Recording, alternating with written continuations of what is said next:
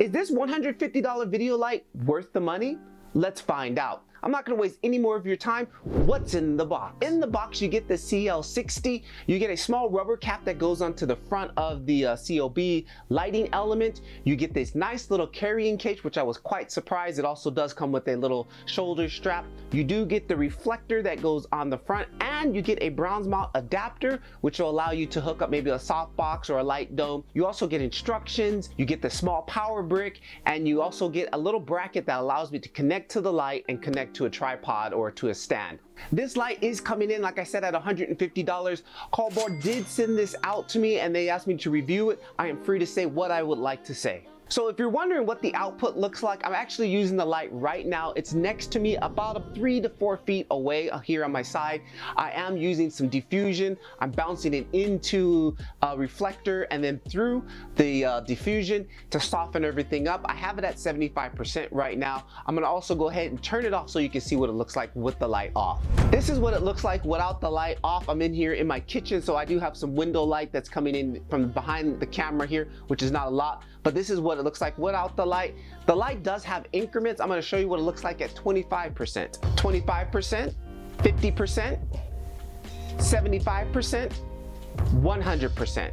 Now we're going to take a look at some of the key features. Now the CL60 is a 65 watt Colb LED light with a maximum draw of 80 watts. Straight out of the box, it has a beam angle of 120 degrees, and if you put the reflector on, it knocks it down to 10. Now this also does have color control on it. It goes from 2700 Kelvin to 5600 Kelvin, which are also adjustable, which I'll show you shortly here in the video. These lights are cool because you can actually connect the multiple of these lights, up to 6 of them I think, and you can have them all controlled by matrix control, which I think is also very cool if you really want to have like a nice little setup of lights. This light also does have a CRI value of 97, which is very good. Most typical good lights have anywhere from a range of 80 to 90, and anything over 91 is considered excellent.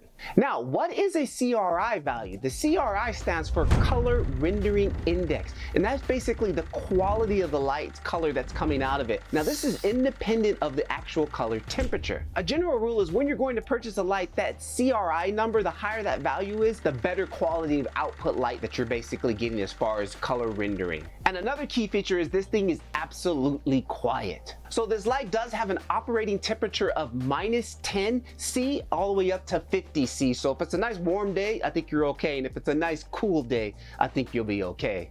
Now the CL60 does include a nice LCD screen on the back. Now the CCT mode allows us to get into the color temperature area and how we can adjust the color temperature on this light. Again, it has a color temperature range from 2700 all the way up to 6500, and it actually has some presets built into it. If I press the button, it allows me to just go straight to these presets. I can go to 27, 32, 40, 56, and 65. And vice versa, if I basically scroll down on the knob, I can go in smaller increments in between those. So it's very cool to really dial in that look that you're looking for as far as color temperature. So for some of you newbies out here and you're not sure what exactly Kelvin means or what the Kelvin scale is, it allows us to measure light as far as color. Again, the lower that number is, it's basically going to be more orange. The higher that number is, it tends to get more bluish or towards daylight color. Again, this old man was the guy who basically invented the Kelvin scale, and we use it a lot in filmmaking and photography. So if you're a beginner, it's something you really should pay attention to. It helps you as far as white balancing your scene. Now also in this same menu, we're able to control the intensity. Again, like I showed you a little bit earlier in the beginning of the video, if you press down on the button, you can go to these presets from 0, 25, 50, 75 to 100% intensity, or you can seriously go down one increment at a time and really dial in the intensity that you need if you scroll down on the wheel, which I think is really fantastic just to really help you dial in that look.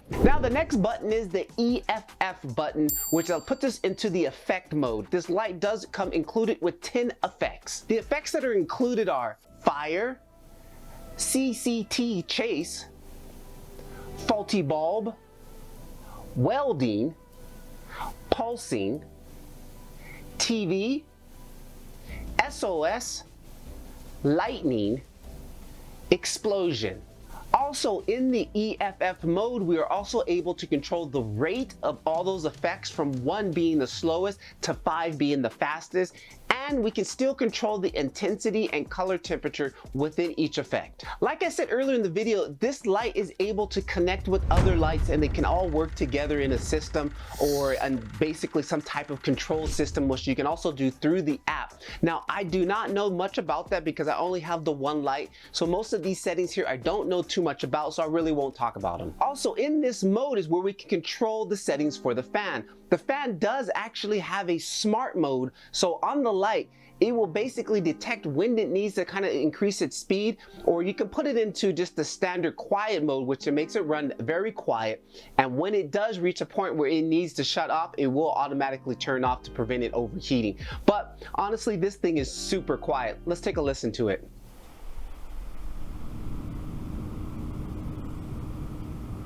And also within this button, you can control the language. There's only 2 languages, English and Chinese. English is set default. Now let's get to some of the pros. One of the major pros for me with this light was those presets as far as intensity and color balance. Every time I go to use this light, I go straight to those presets. It really helps out just making things a lot quicker.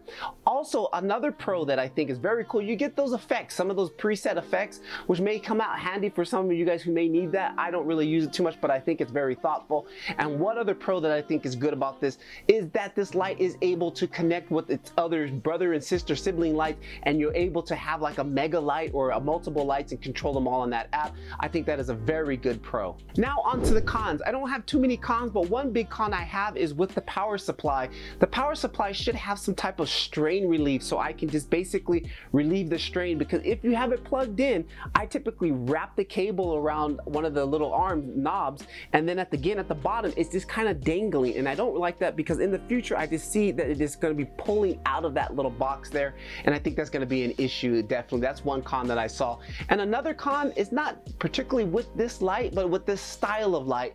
They're very bright and the light is very hard. You're going to have to soften the light up. Even if I put this at 1%, it's still very strong and hard, but you're going to need to soften it. You're going to need to bounce the light through something. You're going to need to reflect it off of something to really get it to be usable, like I'm using here at the moment, which is really soft. But you really need a bright light in order to do that, so it's kind of a pro and a con with these type of lights. So my final thoughts, is this $150 light worth it?